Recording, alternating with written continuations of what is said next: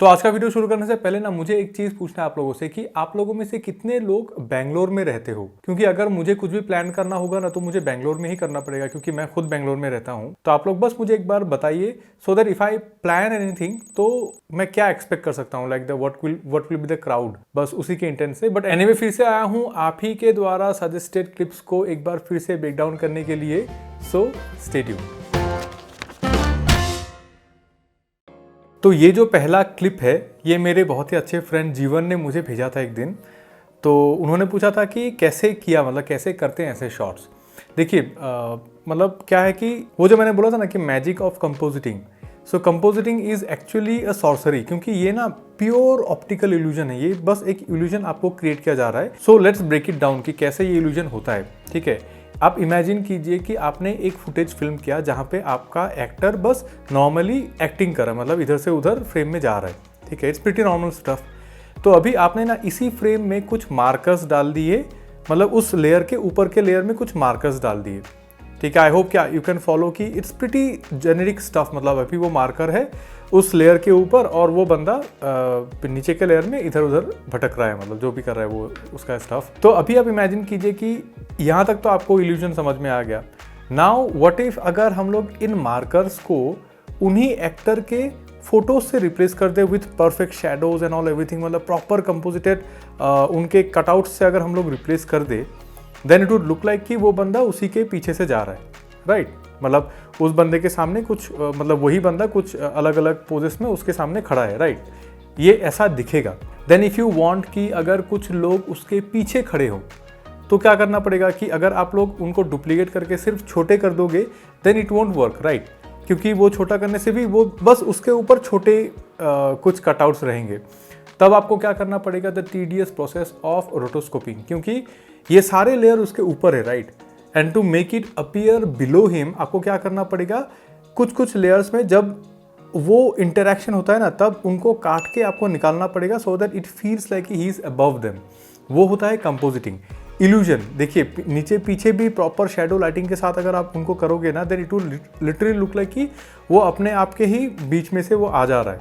ठीक है, एंड अभी अगर आप इसको एक और स्टेप ऊपर लेके जाओगे देन आप क्या कर सकते हो कि ये तो मैंने स्टैटिक रखा इधर, आप इधर स्टैटिक नहीं रख के इधर आप मूविंग रख सकते हो। ठीक है, और उन मूविंग क्लिप्स को रोटोस्कोपी करके आप उधर रख सकते हो। Then it would feel like कि ओके कुछ लोग वहाँ पे डांस कर रहे हैं and the actor is going, जो एग्जैक्टली इसी सीन में हो रहा है। देन अभी हम लोग सिर्फ स्टैटिक फ्रेम्स के बारे में बात कर रहे हैं। So if you want to move the camera तो आपको क्या करना पड़ेगा, फिर से क्रिएटिव प्रॉब्लम सॉल्विंग की you have to get a motion rigged camera for every shot, आपको अलग अलग से कंपोज करना पड़ेगा। सो जो मैंने आपको बेसिक प्रिंसिपल सिखाया ना कि ऊपर मार्कर्स नीचे मार्कर्स रोटोस्कोपी, आप किसी भी कॉलेज में चले जाओ आपको ना उतना तक ही सिखाएंगे। उसके बाद जो आपका रिक्वायरमेंट होता है ना, यही सेम ट्रिक्स को यूज़ करके आपको प्रॉब्लम सॉल्विंग कर करके आपके रिक्वायरमेंट्स के हिसाब से आपको कंपोजिटिंग करना पड़ेगा, आपको सॉल्यूशंस निकालने पड़ेंगे। So this is what this field is all about. और अगर आप ये पूरे गाने को देखोगे ना तो इस गाने में भी काफ़ी सारा ग्रीन स्क्रीन, काफ़ी सारे रोटोस्कोपी, काफ़ी सारे कटआउट्स मैंने जो बोला आपको, फिर मोशन कंट्रोल टेक्निक्स, इन्हीं सब टेक्निक्स का बहुत अच्छे से यूज़ हुआ है। And this is really a very pretty song to look at, मतलब देख के अच्छा लगता है कि म्यूजिक वीडियोस जब ऐसे होते हैं ना तो मुझे बहुत देख के अच्छा लगता है। तो आप लोग भी एक बार चेक कीजिए। फिर उसके बाद आते हैं द सेकंड क्लिप की तरफ, जो कि ऐसे थोड़ा छोटी मुंह बड़ी बात हो जाती है। The SRK Thums Up ad जो नया नया रिलीज हुआ था, जिस दिन ही आया था आप लोगों में से बहुत लोगों ने उसी दिन मुझे बोला था कि भाई ब्रेकडाउन बनाओ। मैंने वेट किया 2 हफ्ते, लेकिन कुछ उन लोग का बिहाइंड द सीन जैसा कुछ आया नहीं वैसे। बट आई फिगर आउट कि थोड़ा कुछ बताने के लिए है मेरे पास, तो शायद मैं थोड़ा शेयर कर देता हूँ। एंड इनफैक्ट मेरे फ्रेंड ने कॉल करके मुझे बोला था कि जैसा कि मैंने स्पाइडरमैन के लिए एक वीडियो बनाया था वैसा ही मुझे SRK के लिए भी बनाना चाहिए। Anyway coming back to the ad की पर्सनली मेरे लिए ना ये एड अभी बहुत ज़्यादा इंपॉर्टेंट है, क्योंकि आपको पता ही कि मैं अपने उस शॉर्ट मूवी के सीक्वल्स में काम कर रहा हूँ। एंड मेरी लाइफ ना अभी पूरी ऐसे hand to hand close combat hand to hand combat scene से घिरा हुआ है। मतलब मैं उन्हीं को ही देखते रहता हूँ कि कैसे करते हैं, बिकॉज मुझे भी तो वही करना है ना। मुझे मतलब आई एम एन इंडिविजुअल और मुझे ये क्रिएट करना है कि छोटे स्केल में मैं बड़ा कैसे दिखाऊं। And this ad is the perfect example of it. क्या मैं ऐसा बोल रहा हूँ कि ये छोटा एड है या फिर लो बजट का एड है? बिल्कुल नहीं। ऑब्वियसली इस एड में SRK है, बट देखिए एडवर्टाइजिंग इंडस्ट्री ना काम ही ऐसी करती है। एडवर्टाइजिंग एंड फिल्म मेकिंग में ना यही डिफरेंस है कि एडवर्टाइजिंग में हमें हमेशा छोटे स्केल में बड़ा दिखाना होता है। ठीक है। इसीलिए advertising has a certain kind of look जो फिल्मों में नहीं होता। फिल्मों में आप मतलब स्टेक्स हाई होते हैं ऑब्वियसली, मतलब फिल्म का वो मोटो अलग होता है, एडवर्टाइजिंग का मोटो अलग होता है, बट आपको समझ गए कि मैं क्या बोलना चाहता हूँ कि इस पूरे ऐड में जो सबसे बड़ा एलिमेंट है दैट इज़ SRK ऑब्वियसली, और SRK को पूरा खिल के दिखाया भी है, वो भी सही बात है। But if you break down this ad, इस एड में एक सिंगल स्क्रीन थिएटर को दिखाया गया है, एक ट्रेन के ऊपर और अंदर का एक्शन सीन दिखाया गया है, शाहरुख खान है, and in terms of story ad में सेटअप, कन्फ्लिक्ट एंड रेजोल्यूशन, ये सारी चीज़ें हैं इन जस्ट 45 सेकेंड्स। आप इमेजिन भी नहीं कर सकते कि कितना काम हुआ होगा इसमें, मतलब प्री पोस्ट एवरीथिंग में कितना ज़्यादा काम हुआ होगा इस एड में। एंड जैसा कि आप लोगों को पता ही होगा कि if you look at the fight scene inside the train, तो ये जो लाइट का जो फ्लिकरिंग हो रहा है ना, ये ऐसा भी हो सकता है कि कोई 2-3 लोग ना बाहर ऐसे लाइट को हिला रहे हैं लिटरली, ऐसा भी हो सकता है। So this is all an illusion, right. और मैंने अपने पापॉन वाले वीडियो में, मतलब इससे 2 वीडियो पहले वाले वीडियो में मैंने कंपोजिटिंग के बारे में बोला था कि how magic of compositing works. And compositing में क्या होता है, फ्लेयर, ठीक है। अगर किसी सीन में फ्लेयर है तो वो हर चीज़ के ऊपर आएगा, राइट। वो मैंने उस वीडियो में बताया था और उसी टेक्निक को इधर भी यूज़ किया गया। आप देखिए ये वीडियो एक स्क्रीन में चल रहा है, राइट, एंड ये बंदा स्क्रीन में देख रहा है और स्क्रीन में फ्लेयर है लेकिन इस बंदे में नहीं है। Now this is logically correct, क्योंकि वो बंदा फ्लेयर स्क्रीन में दिख रहा है, वो फ्लेयर उसके सामने नहीं आएगा because this is not a real life situation. लेकिन अभी आप उसी शॉट को अगर कैमरे के अंदर, मतलब उस मूवी के अंदर देखोगे, तब देखिए आप फ्लेयर है, लोगों के ऊपर फ्लेयर है। चूंकि आपको पता है कि ये ग्रीन स्क्रीन में शूट हुआ है, फिर भी उन लोगों ने वो कंपोजिटिंग मेंटेन किया। So that's the magic of compositing. There is no right और रॉन्ग, आपको किस सिचुएशन में क्या इल्यूजन क्रिएट करना पड़ेगा, that is the whole game. और इनफैक्ट अगर आप लोग इस शॉट को देखोगे ना, तो क्या है कि ऑब्वियसली ये थिएटर के अंदर नाइट शॉट है, तो वो लोग शायद ग्रीन स्क्रीन को प्रॉपर लिटअप नहीं कर पाए, इसीलिए इतना सॉफ्ट एजेस है, क्योंकि वो ग्रीन स्क्रीन प्रॉपरली लिटअप नहीं था, तो उन लोग को ना ज़्यादा उसको चोक करना पड़ा। उसको हम लोग चोक बोलते हैं कि ग्रीन स्क्रीन आप जब हटाते हो ना, तो आपको वो चोक करना पड़ता है एंड देन फेदर आउट, तो वो बहुत ज़्यादा हुआ है यहाँ पे। So this is just a guess. And also मैं एक फिल्म मेकिंग, मतलब मेरे नॉलेज में मेरा जो भी फिल्म मेकिंग का है, मतलब कुछ पॉइंटर्स मैं एक वीडियो बनाने वाला था, उसमें से कुछ पॉइंटर्स मैं इस वीडियो में भी बता देता हूँ, क्योंकि अभी आ गया है ऐसे ऑन द टॉपिक।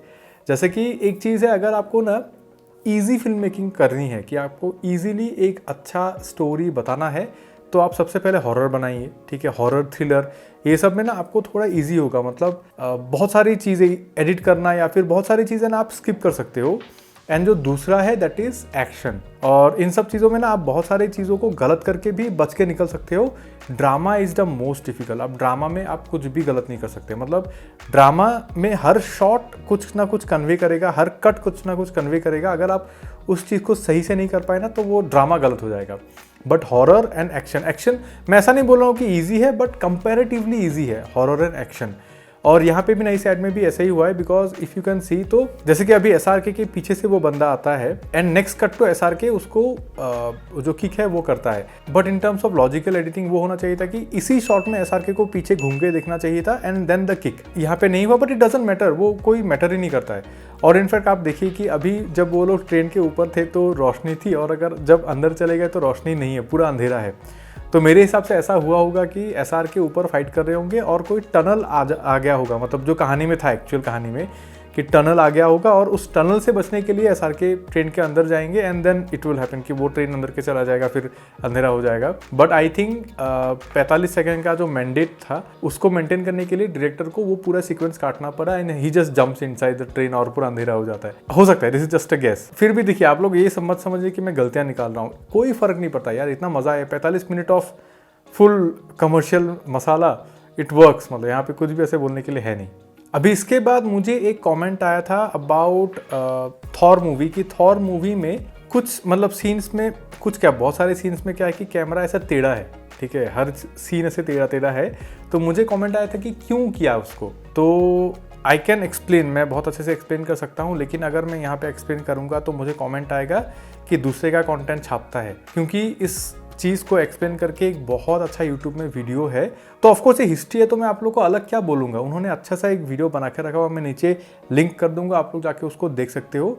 बट फिर भी मैं एक ओवर सिंप्लीफाइड एक्सप्लेनेशन आप लोग को बता देता हूँ। तो बेसिकली क्या हुआ था कि जब फिल्म मेकिंग शुरू हुआ था हिस्ट्री में, पहली बार फिल्म मेकिंग आया था, तो that was just a replacement of stage acting. तो क्या होता था कि पहले लोग स्टेज में एक्ट करते थे, फिर कैमरा लगा दिया स्टेज में और वो ब्रॉडकास्ट कर दिया, ठीक है, दैट वाज इट। तो कोई मतलब camera was just a window, कि उस विंडो के थ्रू आप देख रहे हो, ठीक है।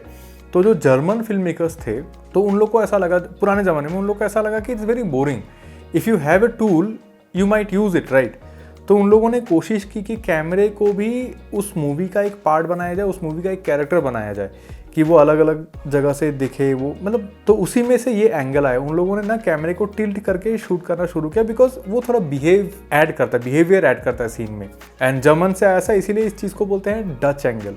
और डच एंगल का मेनली यूज़ होता है आपको ट्रॉमा, मिस्ट्री, फियर या फिर एंटिसिपेशन, ऐसा कुछ, ये सारी फील को जनरेट करने के लिए आपका ये एंगल यूज़ करते हैं, डच एंगल। और ऐसे बहुत सारे मूवीज़ हैं, जैसे कि डाई हार्ड, जब टेंशन बिल्डअप होता है तो कैमरा से टेढ़ा होने लगता है। फिर मिशन इम्पॉसिबल का जो ये सीन है, इसमें भी ऐसे इनिशियली शुरू होता है नॉर्मल, देन कैमरा ऐसे टेढ़ा होना शुरू हो जाता है, तो वो टेंशन जनरेट करता है कि क्या हो रहा है, क्या नहीं हो रहा है, उस हिसाब से। तो ये एंगल उसी के लिए यूज़ होता है। एंड जो थॉर मूवी के डायरेक्टर है, उनका एक्सप्लेनेशन ये था कि he wanted to create the comic book look, तो उन्होंने कैमरे को टेढ़ा कर दिया। मतलब जो इनिशियल डेज था कॉमिक बुक का, तो अलग अलग डायरेक्टर्स ने अलग अलग वेज ट्राई किया था to make it look like a comic book, but अभी तो वो चला गया। Now it's pure film making. So that's it guys, I hope आप लोग को कुछ वैल्यू मिला होगा इस वीडियो से भी। आई नो कि ये बहुत छोटा वीडियो बनेगा, छोटा ब्रेकडाउन वीडियो बनेगा, बट दैट्स इट, इतना ही बोलना था। So hit the like button if you enjoyed the video, don't forget to subscribe. आप लोग नहीं कर रहे हो subscribe, please subscribe. This was Shamim, you are watching किबा किबी, see you in the next video.